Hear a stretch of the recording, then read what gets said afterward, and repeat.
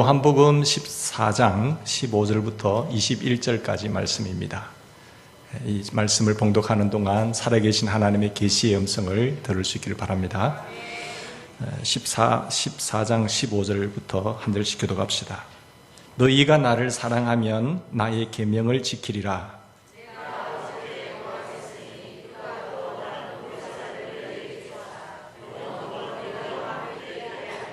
그는 진리의 영이라. 세상은 능히 그를 받지 못하나니 이는 그를 보지도 못하고 알지도 못함이라.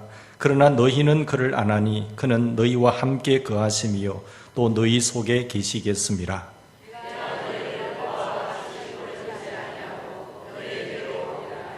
조금 있으면 세상은 다시 나를 보지 못할 것이로되 너희는 나를 보리니 이는 내가 살아있고 너희도 살아있겠음이라.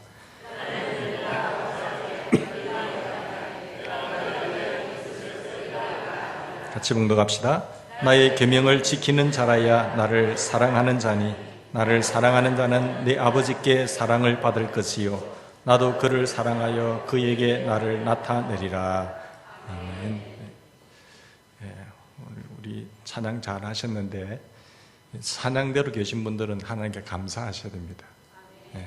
우리 미국의 텍사스주에 있는 세계에서 가장 크고 유명한 암센터 MD 앤더슨 그 암센터에 보면 김의신 박사님이 그 30년께 계셨는데 그분 이야기를 들어보니까 마음이 평안하고 찬양을 좋아하는 사람들, 일반 노래 클래식 같은 게 있잖아요. 많이 듣는 그 예술가들은 암에 잘 안 걸린다고 해요. 그것을 이제 편안하게 하기 때문에. 그보다 더 큰 효력이 한 10배 더 이상 나타나는 게 찬송을 할 때, 찬송을 할 때 굉장히 그 면역적 세포 이런 것들이 강력하게 역사해서 암에 잘 안 걸린다고 합니다. 근데 그냥 근성인 찬송 말고 정말 기뻐서 찬양하는 그런 어떤 그렇게 하면은 실제로 그렇다고 해요. 그러니까 예술가들이 암이 잘 안 걸리는 거 맞습니까? 좀 이렇게 낙천적이고 이렇게 하기 때문에 그렇다고 해요. 제일 안 좋은 게 스트레스, 근심, 걱정. 이게 굉장히 안 좋다고 합니다. 그래서 찬양대원들은 감사하게 생각하시고 또 우리 성도님들도 찬양할 때 힘차게 하세요. 힘차게 하나님을 높이는 그런 찬양이 넘치기를 바랍니다. 그게 생각나서 무더운 여름이지만은 찬양 감사를 드립니다. 오늘 우리 계속해서 성령에 대해서 살펴보는데 요한복음 13장, 14장, 15장, 17장까지는 예수님께서 마지막 가시기 전에 제자들에게 하신 말씀이거든요. 성찬식에 가시면서 발을 씻기면서 하신 말씀이고 그 14장, 15장, 16장이 예수님께서 말씀하신 성령론입니다. 성령론. 사실 예수님이 이들과 함께 계시다가 떠나실 때 제자들이 얼마나 두려웠겠어요. 주님 가지 마세요. 그런데 주님 하신 말씀이 뭔가 하면 내가 가야 너희들에게 더 유익하다. 내가 가면 내가 아버지께서 구해서 내가 다시 성령을 보내주실 거다라고 말했습니다.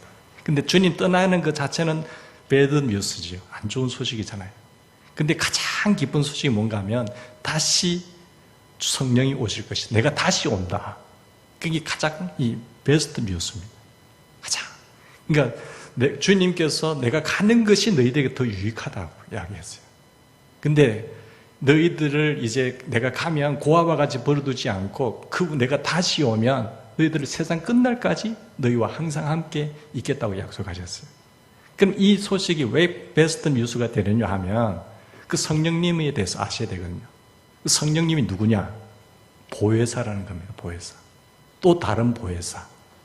주님이 보혜사고 또 다른 보혜사를 보내주시겠다고 말씀하셨어요. 14장, 15장, 16장에 나타나는 이 보혜사가 누굴까요? 또 다른 보혜사가. 이게 첫째로 보면 16절 보시면은 인격자 하나님이세요. 인격자 하나님. 16절 보면 내가 아버지께 구하겠으니 그가 또 다른 보혜사를 너희에게 주사 영원토록 너희와 함께 있게 하리라. 이 보혜사가 나오죠? 그 보혜사가 17절에 보니까 누구예요? 어떻게 표현하고 있습니까? 진리의 영이라. 이것을 보면 보혜사는 누굽니까? 성령이죠. 성령. 그러니까 주님도 보혜사세요. 그러니까 예수님께서 왜 성령을 보혜사라고 하셨을까? 주님이 왜 보혜사라고 했어요? 자기도 보혜사지만 또 다른 보혜사를 보내주겠다. 성령을 왜 보혜사로 했을까? 우리말로 말하면 보혜사는 지킬 보자, 은혜해자, 스승사자를 쓰고 있습니다. 그러면 우리 곁에 우리를 지키시고 은혜로 가르치시는 분. 이게 헬라어에 보면 원래 파라클레토스라고 쓰고 있거든요. 이 파라클레토스는 성령이라고 보혜사라고 하고 있는데 파라라는 단어와 클레토스라는 단어가 합성어가 파라클레토스입니다.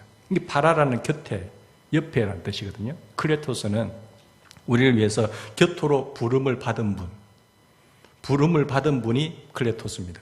우리 곁으로 부름을 받은 분이 성령님이세요. 보혜사거든요. 그러니까 우리 곁에 오셔서 우리를 지키시고 가르치시고 보호하시고 인도하시는 분이 파라클레토스, 성령님 보혜사라는 겁니다. 주님은 이 땅에 계실 때 육체로 늘 함께 계시면서 그들을 지켜주고 인도하시고 가르치시고 함께 했잖아요.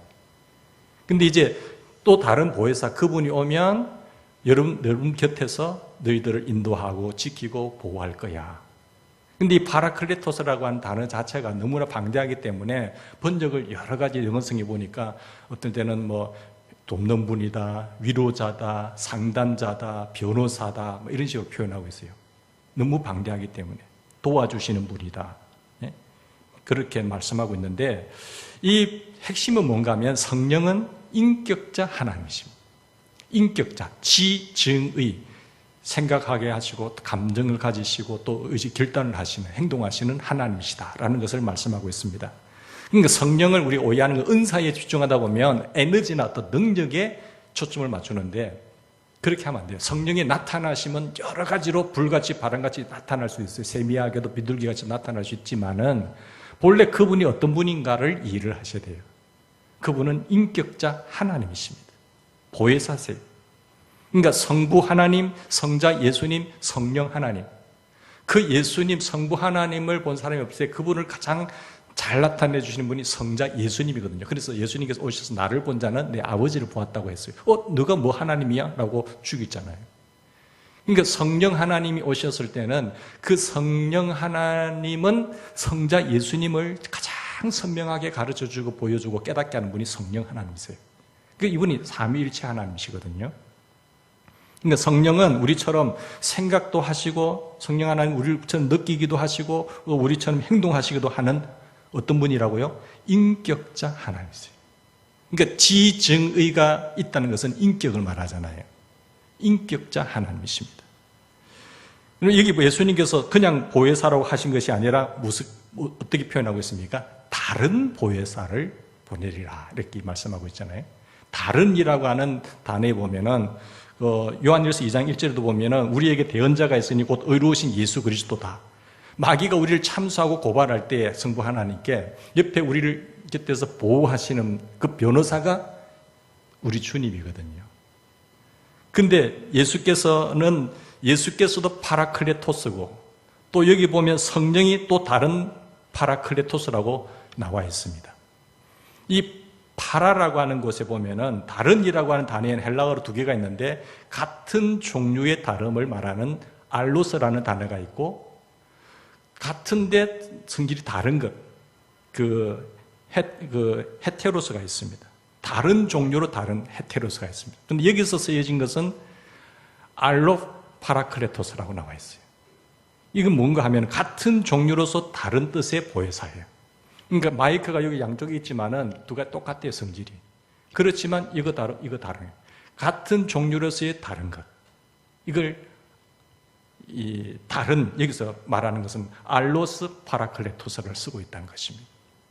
그러니까 성자 예수님께서 파라클레토스지만은 오시는 다른 파라클레토스, 알로스 파라클레토스는 예수님과 동등 똑같은 분이다라는 거예요. 그렇지만 다르다는 것이. 좀 어렵지만은 그렇게 이해를 하셔야 됩니다.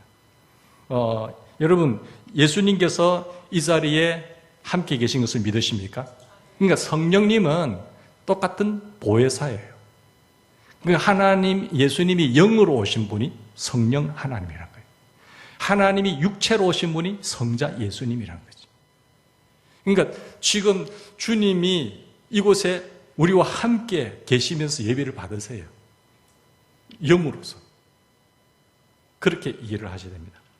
성령이 예수와 같은 파라클레토스라고 하는 거예요. 이 보혜사라고 하셨어요. 예수님께서 다른 보혜사를 하는 성령 하나님이 파라클레토스라고 한다면 우리와는 어떤 관계가 될까요? 그러면 우리와 성령 하나님과는 어떤 관계일까요? 보혜사 성령께서 우리와 아무런 상관이 없다고 한다면 그림의 떡이잖아요. 그렇게 능력이 많고 그 모든 것을 주관하시는 그분이 나와 상관이 없다. 별 의미가 없잖아요. 은하수의 별빛과 같이.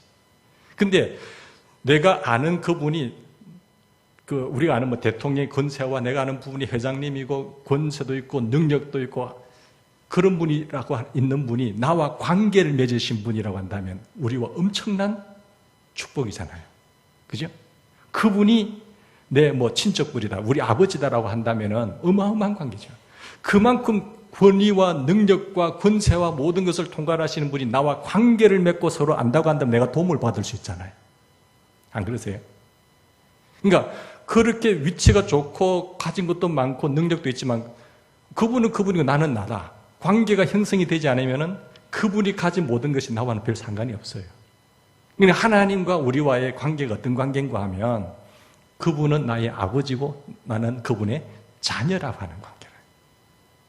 이 사실이 중요합니다. 성령은 오순절에 이미 내려오셔서 우리 속에 내주하시기 때문에 다시는 내려올 수가 없다가 아니라 여기서 보면은 그분께서 성령으로 오셔서 우리와 17절에 보면 영원히 함께 하시는 16절에 보십시오. 성령께서 영원토록 너희와 함께 하시리라.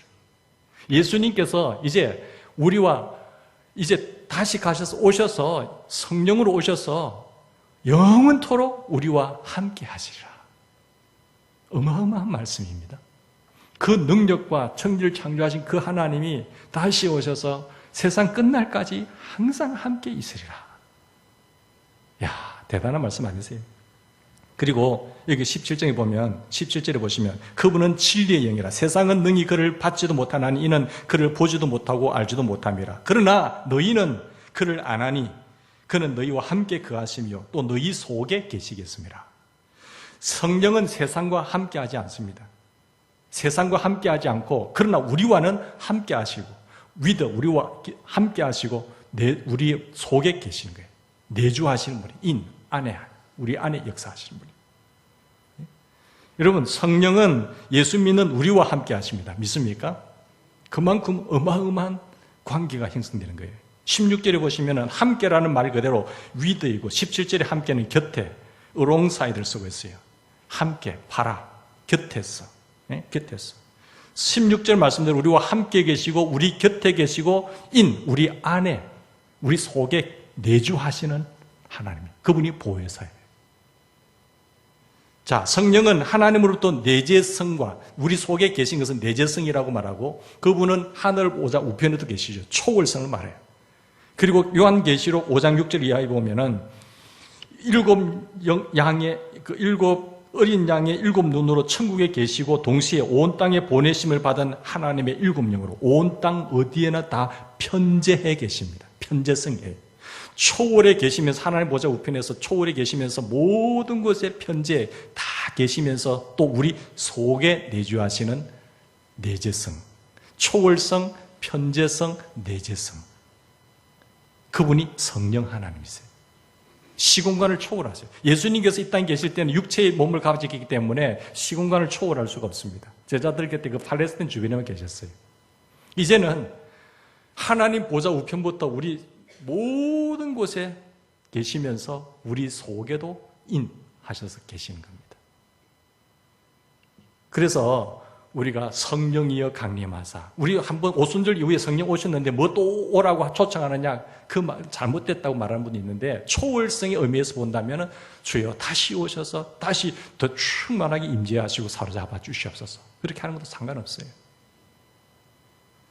다시 말씀드리지만 성령은 오순절에 이 세상에 오셔서 우리 속에 내주하시고 모든 가운데서 편재하시면서 그리고 하나님 보좌 우편에서도 역사하신 분입니다. 18절 말씀 보십시다. 그분께서 우리와 항상 끝까지 함께 하시는데 너희를 고아와 같이 버려두지 아니하고 너희에게로 오리라 하겠어요. 언제 오셨어요?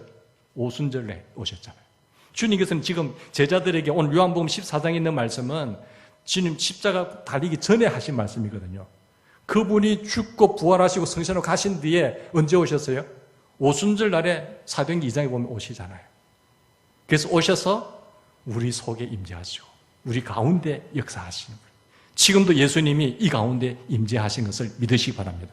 오셔서 우리를 고아와 같이 버려두지 아니하고 세상 끝날까지 항상 우리 곁에서 도와주시고 지키시고 보호하시는 하나님이신 것을 믿으셔야 됩니다. 이게 굉장히 중요해요. 제자들은 예수님께서 가신다고 하니까 두려움에 사로잡혔잖아요. 태산 같은 걱정과 근심과 두려움에 사로잡혔잖아요. 근데 주님께서 이 말씀하십니다. 가장 나쁜 소식이, 헤어짐의 슬픈 소식이 다시 오신다고 하는 이 가장 베스트 뉴스로 우리에게 말씀하신 거예요. 이게 참 중요하거든요. 부활하신 예수님께서 이 불신자들에게 나타나지 않는다고 말씀하셨어요. 우리 예수 믿는 너희에게는 오사, 너희에게 오사, 우리에게 나타나셔서 늘 함께 하신 겁니다.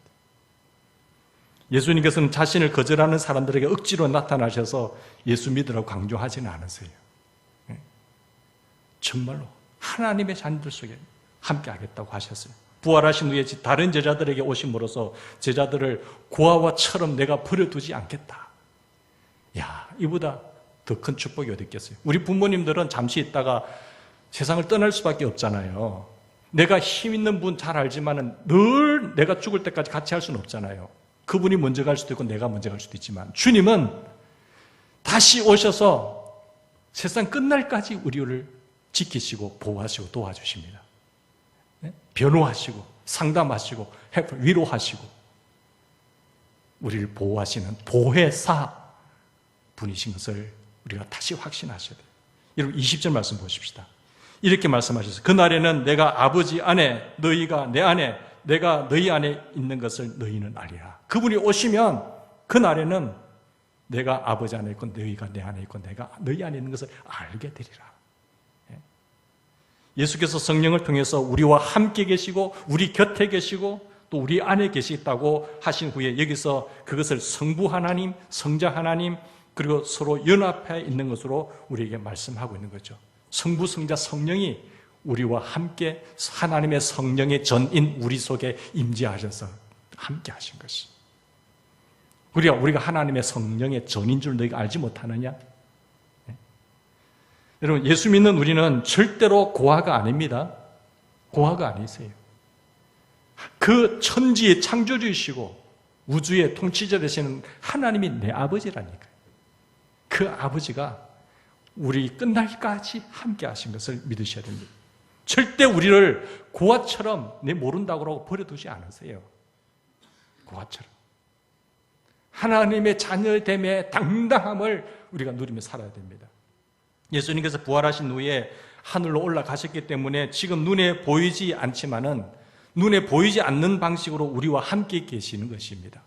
눈에 보이는 모습으로는 나타나지 않지만은 영으로 이제 오셔서 성령으로 오셔서 또 다른 보혜사로 오셔서 똑같은 보혜사로 오셔서 주님이 그때 제자들 곁에 있는 것처럼 함께 하신다는 거예요. 가르쳐 주시고 깨닫게 하시고 믿게 하시고 성령을 통해서 우리와 함께 하십니다. 우리 곁에 계십니다. 그러면 예수님께서 성령을 통해서 우리와 함께 하신다면 성령께서 어떤 일을 하실까요? 그분은 진리의 영이라고 했죠. 그분이 오셔서 성령께서 오셔서 하는 놀라운 일이 뭔가 하면 진리의 영이라. 17절 보십시다. 성령은 무슨 영입니까? 진리의 영이라 했어요. 성령이 진리의 영이라는 것을 진리이신 예수님을 증언합니다. 그분이 오셔서 뭐 하신지 아세요? 진리 대신 그분을 증언하신다고 하셨어요. 요한복음 14장 6절에 보시면은 예수께서 말씀하시길 내가 곧 길이요 내가 진리요 내가 생명이다. 내가 주님이 진리이기 때문에 성령은 진리이신 그분을 증언하는 거예요. 그분이 오면 그분은 진리의 영이신 그분이 오면 진리이신 그분을 나타내고 가르쳐 주시고 깨닫게 하시고 믿게 하시는 분이에요. 그래서 성령으로 아니고는 예수님으로 주님이라고 고백도 할 수가 없어요. 여러분, 예수님은 하나님께로 가는 길입니다. 하나님께로 가는 유일한 길은 예수 그리스도밖에 없습니다. 예수 그리스도만이 진리이십니다. 하나님의 그 영원하신 생명과 접속하는 그 생명이 예수님을 통해서 가능하다니까요. 그래서 예수가 있는 자에게는 생명이 있고 예수가 없는 자에게는 생명이 없어요. 그분이 영원한 생명을 가졌기 때문에 내가 거기에 접속되면 나도 영원한 생명을 누리게 되는 거죠. 하나님을 보여주는 진리가 예수 그리스도입니다. 근데 예수는 진리 자체고 진리만 말씀하세요. 마귀는 거짓말만 하죠. 속이죠. 미혹하죠. 마귀는 거짓말쟁이, 예수는 진리. 예수님은 항상 진리만 이야기하세요. 성령은 진리이신 예수를 증언하는 뭐라고요? 진리의 영이다라는 것을 여러분 믿으셔야 됩니다. 15장 26절 보십시다. 예수께서 이렇게 말씀하셨어요. 내가 아버지께로부터 너희에게 보낼 보혜사 곧 아버지께로부터 나오시는 진리의 성령이 오실 때에 그가 나를 증언하실 것이요. 그가 누굽니까? 성령님이 나 예수 그리스도를 나를 증언할 것이요. 성령은 진리이신 예수를 증언하는 진리의 영이시다는 거죠. 인격자 하나님이시면서 동시에 진리의 영이기 때문에 초점이 어디에 있다고요? 예수 그리스도에게 잡혀 있어요. 그래서 오직 성령이 임하면 권능을 받고 주님의 증인이 되는 겁니다. 그게 성령 행전, 사도행전이 예수 행전이에요. 예수에게 생명이 있고 예수에게 그분이 진리고 예수에게 영원한 하나님께로 가는 길이기 때문에 그 이름 예수를 나타내는 분이, 증언하는 분이 성령 충만한 사람들의 모습이에요. 그전에는 주님을 나타내지도 못하고 도망다니고 숨어 있었지만은 성령이 오시니까, 성령이 충만하니까 담대히 이야기하잖아요. 그럼 성령께서 진리이신 예수님을 어떻게 증언하실까요? 진리의 성령께서 어떻게 나타내실까요? 예수님이 요한복음 14장 26절에 보면 성령은 모든 것을 가르치시고 내가 너희에게 말한 모든 것을 생각나게 하십니다. 성령은 우리가 구원받는 데 필요한 모든 주님께서 가르치는 것을 깨닫게 하시고 생각나시게 하시고 가르치시는 분이에요. 어마어마한 거죠. 16장 13절, 14절, 15절 봅시다. 성령에 대해서 이렇게 말씀하셨어요. 진리의 성령이 오시면 그가 너희를 모든 진리 가운데로 인도하시리니 그가 스스로 말하지 않고 오직 들은 것을 말하며 장래일을 너희에게 알리시리라. 진리의 성령이 오면 이 성령, 주님의 말씀하신 말을 깨닫게 하고 가르치게 만들고 생각나게 하시는 분이죠. 성자 예수님께서요, 이 땅에 오셔서 성부 하나님께서 하신 말씀에 대한 무조건 복종하셔서 순종하셔서 아버지의 뜻을 이루셨어요. 그분이 이 땅에 계실 때 하신 오직 유일한 것은 아버지 하나님의 말씀에 순종하는 것이었습니다. 아버지의 뜻대로 이 땅에 말씀하시고 이 땅에 오셔서 행하시고 이 땅에 오셔서 죽으시고 이 땅에 오셔서 부활하시고 승천하셨어요. 누구의 뜻대로? 아버지 하나님의 뜻대로. 근데 성령님이 오셔서 하시는 것은 이 예수님께서 하신 모든 일들을 이렇게 삶을 사셨고 이런 일을 하셨고 이렇게 죽으셨고 이렇게 부활하시고 이렇게 승천하신 것을 깨닫게 하시고 가르치시고 알게 하신 분이 성령 하나님이세요. 우리가 예수님을 강조하기보다 성령을 강조하면 균형을 잃게 됩니다. 두 가지 밸런스를 맞추셔야 돼요. 그리고 우리가 갈보리 십자가보다 오순절을 더 강조해도 균형 있게 떠지는 거예요. 십자가와 부활 성령이 똑같이 균형을 가르셔야 됩니다. 성령은 진리의 영으로서 진리이신 예수를 증언하시면서 우리에게 예수의 생명이 용솟음 솟게나고 그것이 흘러가게 하는 겁니다. 그게 성령 충만한 교회의 모습이고 초대교회 성령 충만하실 때 나타나신 현상이에요. 지금도 성령 충만한 사람과 성령 충만한 교회를 통해서 하나님 이 생명 사역을 예수를 드러내게 하고 생명을 살려는 일에 하신 거죠. 그러니까 지난 시간에 우리 생각했던 대로 예수님보다 더 큰 일을 한다는 것은 능력 면에서가 아니라 범위 면에 있어서 더 놀라운 생명 사역을 이루어 간다는 그 이야기였잖아요. 그죠? 성령은 우리가 예수님을 닮아서 점점 거룩하게 만드는 거예요. 성령은 예수님께 초점을 맞추기 때문에 예수님을 닮아가게 합니다. 예수의 인격을 닮아가게 하고 그 열매가 나타난 것이 성령의 열매잖아요. 그 성령의 열매가 예수님의 인격의 모습이에요. 예수를 믿고 예수님의 성령으로 충만하면 자기도 모르게 예수님을 닮아가게 돼 있어요. 그리고 성령은 우리가 예수를 닮은 인격과 그리고 생활을 통해서 열매 맺게 하는 거죠. 성령은 우리가 예수께서 기뻐하시는 삶을 살도록 능력을 주시는 분입니다. 그리고 그분은 오셔서 생명사역을 이루신 예수 그리스도, 그 생명사역을 원활하게 할 수 있도록 주의 증인되게 하시는 분이 성령님이세요. 다른 데 초점을 맞추리면 안 됩니다. 그리고 성령은 우리가 예수의 몸인 교회를 든든히 세우도록 하십니다. 교회를 점점 더 강하게 세워가세요. 그리스도의 몸인 교회, 예수의 교회, 예수의 몸인 이 교회를 점점 더 세우고 든든하게 하고 가르치고 성숙시키게 만드는 분이 성령님이세요. 교회를 파괴시키고 교회를 분열시키고 교회를 어렵게 만들고 하는 것은 마귀의 역사입니다. 다른 거 볼 거 없어요. 하나님의 몸된 피로 값주고 세운 교회를 왕성하게 하고 든든하게 세우게 하고 헌신하고 나아가는 사람은 성령에 충만한 사람이고, 교회를 세운 주님 피로 값주고 세운 교회를 허물어뜨린다? 그 마귀의 역사, 당연한 게. 영분별이 따로 있습니까, 여러분? 하나님의 교회가 세워지는 것을 방해하는 그 세력들은 다 마귀의 배후 세력들이죠. 그게 눈을 떠야 됩니다. 사랑하는 여러분, 우리가 근데 살다 보면은 힘들고 어려울 때가 있잖아요. 그럴 때 어떻게 하세요? 낙심도 되잖아요. 근데 주님께서, 성령 하나님께서 자전거, 우리 아이들 자전거 가르칠 때, 야, 처음에 넘어지고 하지만 할 수 있어, 괜찮아, 또 힘들게 봐, 멀리 보고 페달 쳐, 또 사매어주고 고쳐주고 갈 수 있다고 격려해주고, 아, 잘하네. 인생의 자전거 페달을 밟을 때에 이제는 좀 넘어질 때 있지만 격려하고 위로하셔서 생 달릴 수 있도록 하시는 분이 누구세요? 성령 하나님이시라니까. 그분을 신뢰하셔야 돼요. 자, 그 인격자이신 하나님, 진리이신 그 성령님이 우리와 늘 함께 하신다고 했는데, 우리 곁에 계시고 함께 계시고 내주하시고 편지에 초월해 계시는 그 하나님을 영원토록 함께 하시는데, 그 하나님을 만나야 되잖아요. 체험해야 되잖아요. 교회 안에 들어오면 다 체험이 됩니까? 아니란 말씀이죠.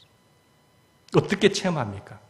아무리 훌륭한 분이 있고 좋은 분이 있다고 하더라도 내가 관계가 맺어서 이루어지지 않으면, 도움을 받지 못하면 안 되잖아요.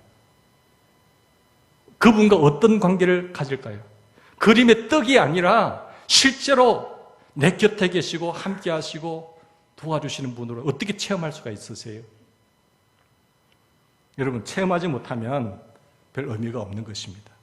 체험하려면 믿으셔야 됩니다. 그분을 믿으셔야 돼요. 예수님께서 본문에서 강조하신 것은 성령께서 우리와 늘 함께 하신다고 하셨어요. 세상 끝날까지 내가 늘 고아처럼 버려두지 않을 거예요. 영으로 함께 하신다고 했는데, 여기서 엄청난 진리를 체험하는데 가장 중요한 것은 이 진리의 말씀을 그대로 믿는 겁니다. 그대로 믿으셔야 돼요. 내가 이해가 되는 것만 믿는 것이 아니라 이해가 되지 않는 것도 주님의 말씀이니까 믿으셔야 되는 거예요. 내가 이해되는 것만 믿는 거라 믿는 게 아니죠. 자기 수준만큼, 자기 경험만큼 믿는다고 하면 그건 믿음이 아닌 거지요. 주님의 말씀이니까 믿는 거예요. 그냥 믿습니다 이게 아니라 실제로 진정성 있게 믿는 거예요. 그분 말씀. 사실 저도 삶을 살다 보니까 어려운 상황이 주어지고 또 그런 말을 듣게 되면 불안해지거든요. 초조해질 수도 있잖아요. 아, 이래서 안 되겠다. 그럴 때 다시 주님 말씀을 묵상하면서 딱 정신을 차리고 그분을 말씀을 믿으면 이게 떠나가요. 두려움이, 초조함이 떠나가요. 근데 자꾸 말씀을 멀리하고 그 상황과 그런 여건, 그런 것만 묵상하기 시작하면요, 아, 이래다가 자살하구나라는 걸 느껴요. 네? 그런 상황들이 있지 않습니까? 아, 성도들이 그렇구나. 세상 사람들이 그렇구나. 그런 걸 느껴요. 그럴 때에 하나님의 말씀을 붙잡으시기 바랍니다. 마귀가 속이고 두려움을 주고 우리를 무섭게 만들고 이럴 때에 불안, 초조, 근심, 걱정, 두려움 찾아올 때에 하나님께서 뭐라고 하시냐를 붙잡으셔야 돼요. 그게 이길 수 있는 방법이고요. 사랑하는 여러분, 우리가 살다 보면은 세상은 만만치 않습니다. 그런데 이 땅에서 매 순간 믿음으로 사느냐, 아니면은 현실에 대한 두려움이나 걱정으로 근심하면서 사느냐 하는 것은 우리의 선택이에요. 똑같은 상황이지만은 내가 살 때에 내 마음의 생각 속에 근심, 불안, 초조하면서 사느냐 아니면 믿음으로 사느냐는 것은 내가 이 길을 선택할 것인지 저 길을 선택하는 것은 내가 선택했지만은 이 길을 선택하셔야 돼요. 그 믿음이 어디서 오느냐? 하나님의 말씀에서 옵니다. 믿음은 들음에서 나고 들음은 그리스도의 말씀이에요. 이게 없으면 무너지게 되는 겁니다. 예수 믿는 사람이 왜 근심, 걱정하고 좌절하고 죽습니까? 그 믿음이 빼앗겨버려요. 불안한 것이죠. 예수님께서 성령을 통해 세상 끝날까지 영원토록 너희와 항상 함께 계심을 매 순간순간 믿어야 되는 거예요. 내가 처음 예수 믿을 때 다 믿고 그 다음에 주님 상관없어요. 주일날만 믿고 또 평일의 삶 속에서는 나 혼자고 그렇게 하지 말라는 거죠. 주님 이곳에도 함께 하시면 여러분의 삶 속에서도 늘 함께 하십니다. 주님 오늘 이런 일이 있어요. 어떻게 할까요? 도와주세요. 아버지 오늘 이런 일 하러 가요? 도와주세요. 일일이 보고하고 기도하면서 은은하시라는 거죠. 여러분 요즘 그 통계청 인구조사를 보면은 1인 가구가 몇 퍼센트인 줄 아세요? 28%. 그게 30% 육박이잖아요. 1인 가구가 1입니다. 28%. 2인 가구가 2위고 3인 가구가 4인 가족이 4위예요. 앞으로 이게 점점 늘어날 겁니다. 청년들도 혼자 사는 사람들이 많고 노인 가족 혼자 된 분이 많기 때문에 1인 가족이 홀로 사는 사람이 28%. 점점 늘어나서 늘어났지 줄어지지 않을 거예요.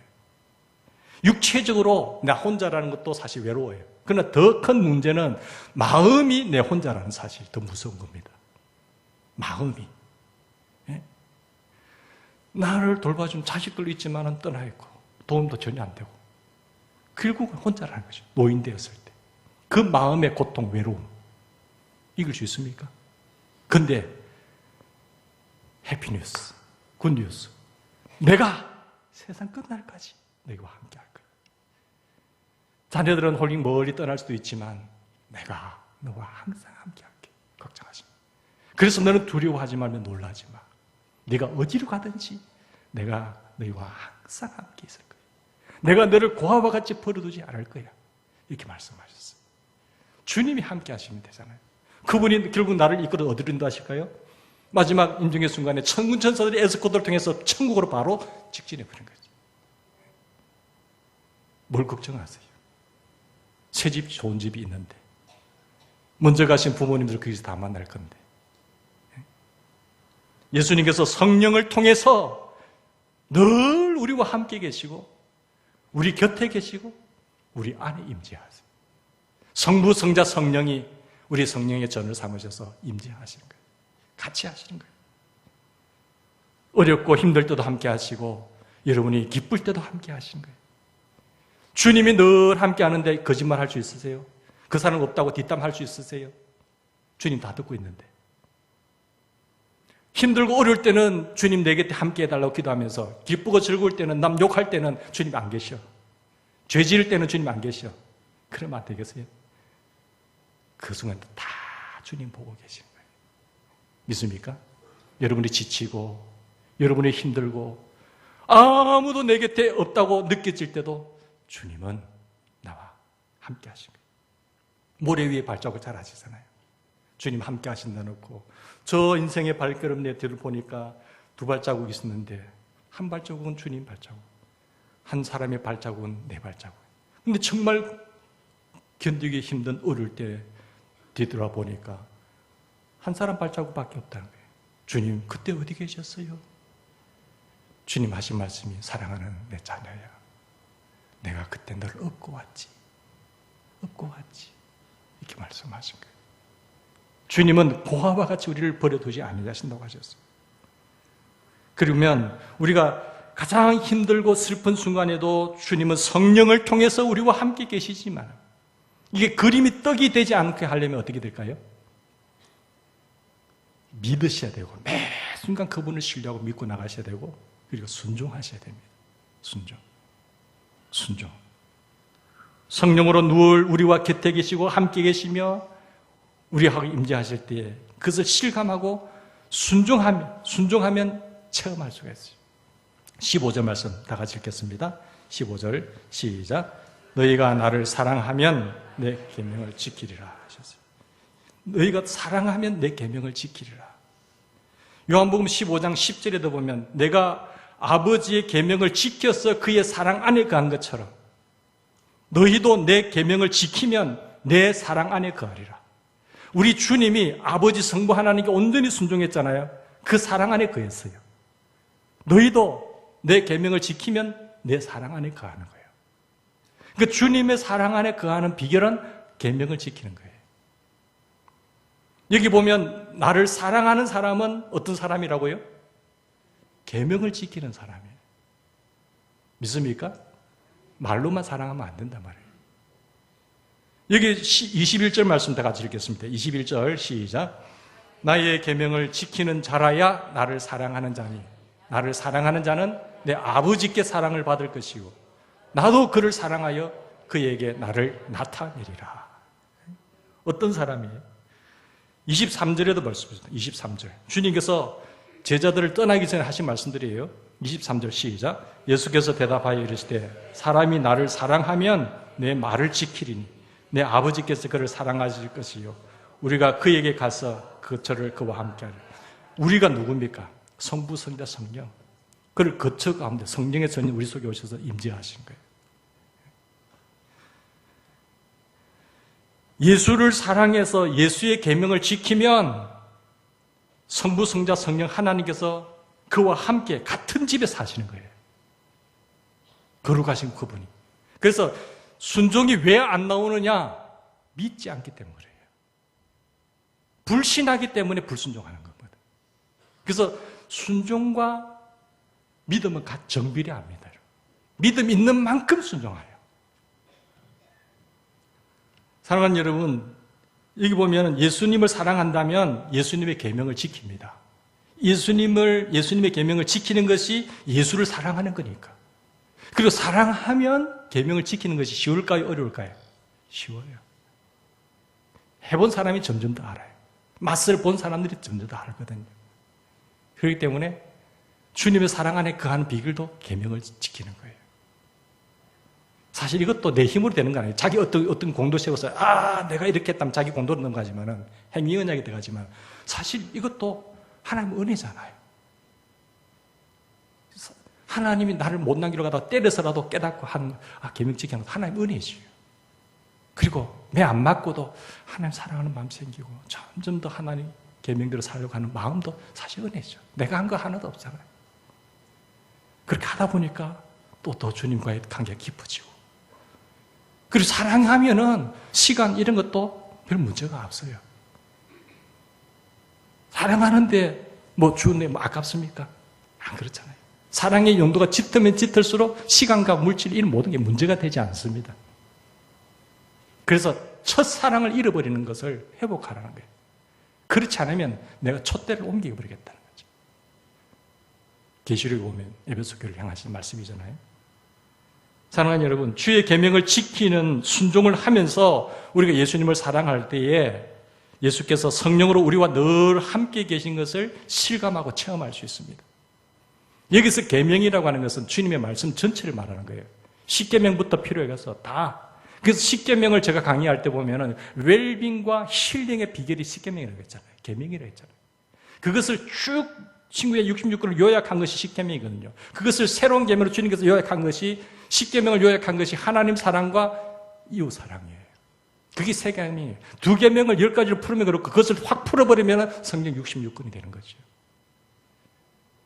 내가 이웃을 사랑하는데 거짓말할 수 있으세요?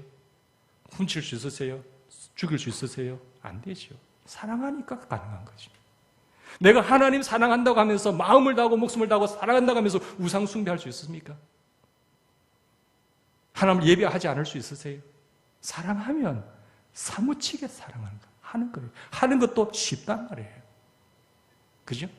그렇게 하다 보면 더 에너지가 능력이 충만해서 쉽게 가능하다는 거죠. 그것이 율법이 되고 매이면 안 된다는 거예요. 하나님, 주님 마음 싫었군요. 용서해 주세요. 성령님, 용서해 주세요. 그 첫사랑 회복시켜 주세요. 점점 세상을 짜가고 있니? 세상과 짜가면 하나님과 원수가 된다고 했는데 주님 붙잡아 주세요. 기도하면서 나가는 거죠. 여기 보면 나를 사랑하는 자는 어떻게 된다고 했어요? 이 조건이 있는 것을 명심해야 됩니다. 나의 계명을 지키는 자라야 나를 사랑하는 자니 말씀이 조건이죠. 나의 계명을 지키는 자라야 하나님의 사랑을 받아요. 조건이죠. 나의 계명을 지키는 자는 나의 계명을 지킨다면 사랑을 받는 거예요. 조건이에요, 조건. 나의 계명을 지키는 자, 나의 계명을 지킨다면 아버지께 사랑을 받을 것이고, 나를 사랑하는 자는 아버지께 사랑을 받고 계명을 지키는 거죠.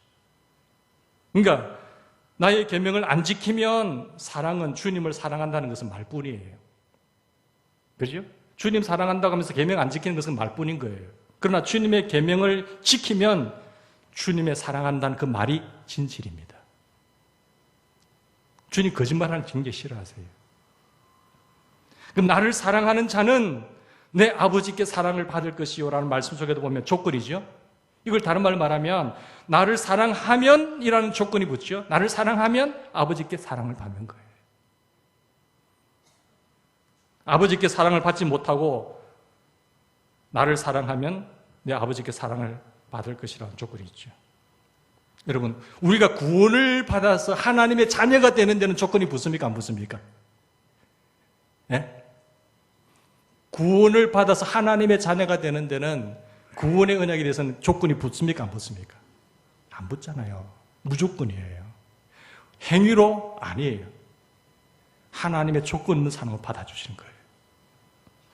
은혜의 선물이죠. 순종의 조건이 없습니다.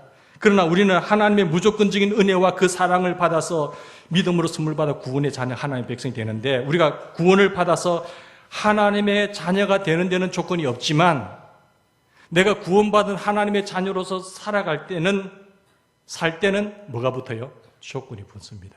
그게 하나님의 백성들에게 주신 말씀이에요. 이렇게 살아야 행복하고 복된 거야라고 하는 메뉴. 이걸 우리 고통 속에 얽어매기 위해서 주신 말씀이 아니란 거니까요. 우리가 법을 왜 만듭니까? 질서와 평안과 이걸 막기 위해서 법을 만들잖아요. 근데 후진국일수록 악법이 있지만 악법이 없이 좋은 선진국에서는 좋은 법을 만들어야 질서가 있고 행복해져요.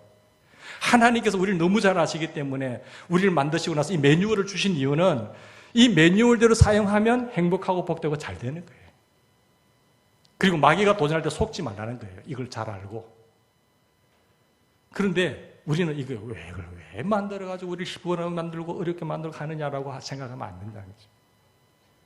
하나님 너무 우리를 사랑하시기 때문에 이렇게 살아라. 이렇게 사는 것이 오래 사는 거, 고장나지 않고 행복하게 사는 비결이라는 것을 매뉴얼로 주신 것이 하나님의 말씀이라는 거죠. 이게 왜 율법입니까? 사실 이게 있어야 죄를 깨닫잖아요. 몽학 선생님은 죄를 깨달을 수가 있잖아요. 이게 없다고 한다면 죄가 죄인지도 모르지요. 병에 걸렸는데도 MRI를 왜 촬영합니까? MRI로 딱 촬영을 해야 무슨 병인지 들통나잖아요. 근데 그 MRI 자체는 나쁜 거다. 없애라 버리라. 됩니까? 안 되잖아요. 이 말씀은 죄가 뭔지도 알고 하나님이 우리에게 요구하시는 바가 뭔지도 알게 하는 것이 기기라는 것이 기계. 그래서 하나님은 우리를 사랑하기 때문에 주신 말씀입니다.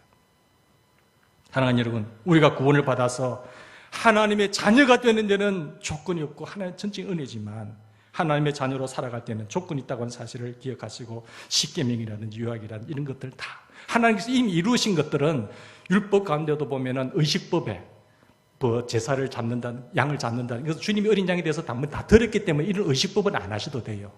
그러나 도덕법이나 나름 법은 다 살아있다니까요. 여기서 말하는 하나님의 사랑은요, 하나님의 자녀들 중에 주님의 계명을 지키면서 주님을 사랑하는 사람들에게만 해당되는 특별한 은혜를 이야기합니다. 특별한 사랑을 이야기하는 거예요. 교회 안에 들어온다고 해서 똑같이 동일하게 평균 공산주의처럼 일괄되게 해주는 것이 아니라는 것이죠. 주님께서 떠나기 전에 제자들에게 하신 말씀이에요. 저는 늘 고민했거든요. 왜 교회 안에 들어오면 얘 다 복받는다고 했는데 왜 그럴까? 왜 다 차등이 있을까? 생각했는데 이 말씀이에요, 이 말씀. 누가 특별한 사랑을 받느냐? 주님을 사랑하는 사람이에요.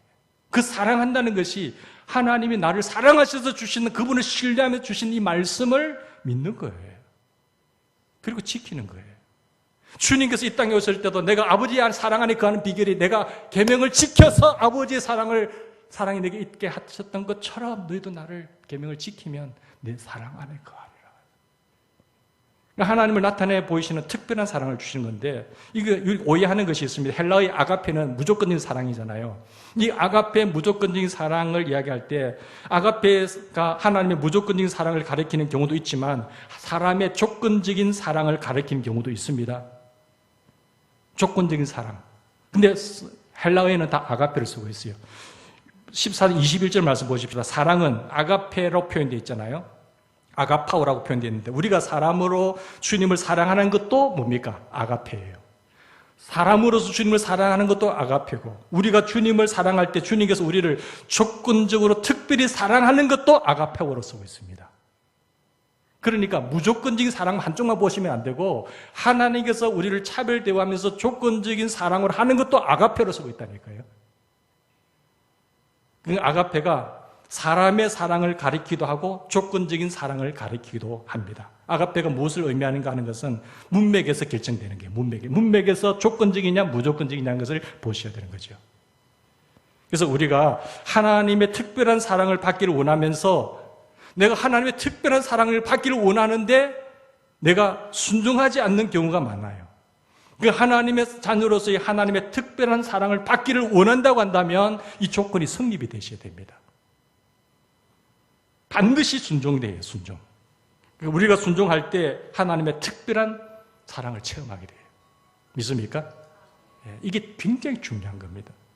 안 그러면 다 자기 멋대로 살아버려요. 난 예수 믿고 나 공부받았으니까 여전히 자기가 주인이 되어서 결정해버리고 하나님의 말씀을 읽지도 않고 보지도 않고 자기 마음대로 살아버려요. 다 무너져버려요. 그게 마귀의 전략과 전술입니다.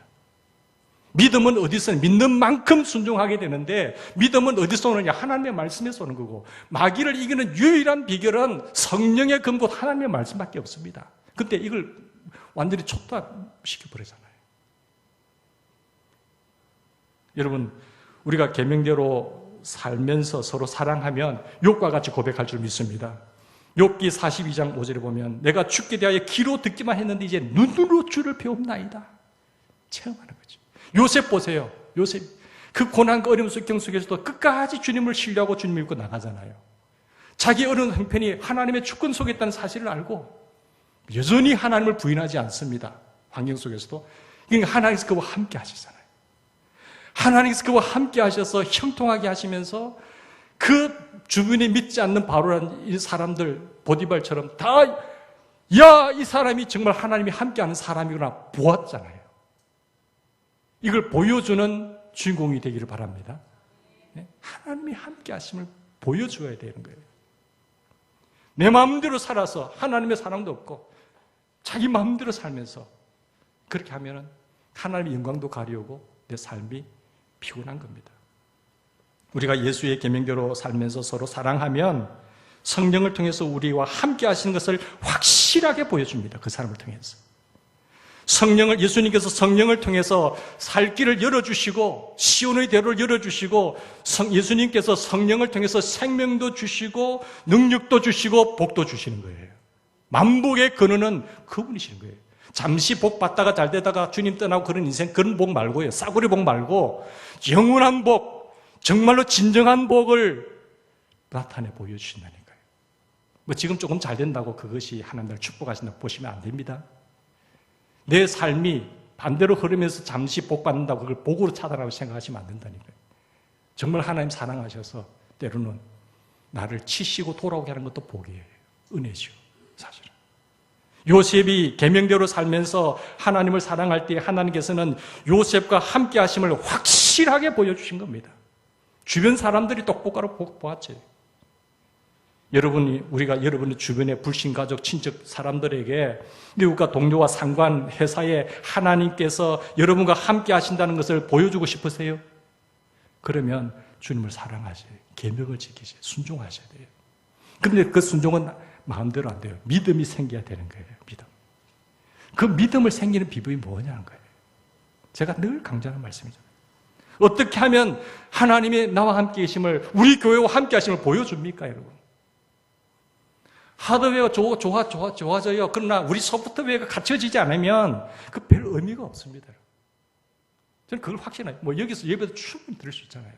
여기서도 안 모이는데 뭐 환경이 좋아지면 모일 것 같습니까? 그건 아닙니다. 하나님은 지금 우리 믿음을 달아보신다는 거죠. 우리가 예수의 계명에 순종하면서 예수의 예수를 사랑하면 되는데 그러면 그걸 보여줄 수가 있어요.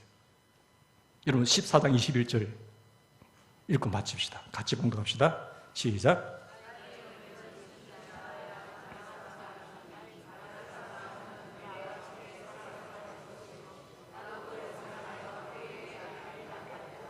예.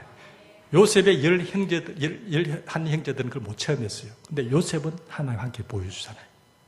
똑같은 형제지만 열한 형제들은 보여주지 못해요. 요셉만 하나님께서 보여줘요. 요셉을 통해서.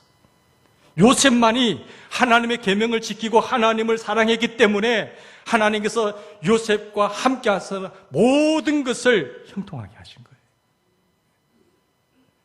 요셉 때문에 보디발 가정이 복을 받고 요셉 때문에 그 회사가 복을 받고 내 때문에 내 주변이 복을 받는 거예요. 이런 복의 축복의 통로가 되자는 거죠. 사랑하는 여러분 각자가 다 요셉과 같이 하나님께서 여러분과 함께 하시는 것을 본인도 실감하고 주변 사람들도 실감하고 확실하게 보여주는 우리 교회가 되기를 주의 이름으로 축원합니다. 나를 사랑하는 자는 내 계명을 지키는 자라야 나를 사랑하는 자니 나를 사랑하는 자는 내 아버지께 사랑을 받을 것이고 나도 그를 사랑하여 그에게 나를 나타내리라. 그에게 우리 교회를 통해서 주님의 뜻이 나타나리라. 이것은 제가 1000번을 강조해도 더 강조하고 싶어요. 이것을 외우면서 계속 하나님 앞에 나가세요. 이게 성령 하나님 내 곁에 계시고 나와 더불어 계시면서 세상 끝날까지 함께 하시면서 복을 주신 비결입니다. 이대로 살아서 정말로 하나님이 우리를 통해서 영광 받으시고 너희가 참 내 제자인 줄 알리라 하는 귀하신 분들 되기를 주의 이름으로 축원합니다. 하나님 아버지 고맙고 감사합니다.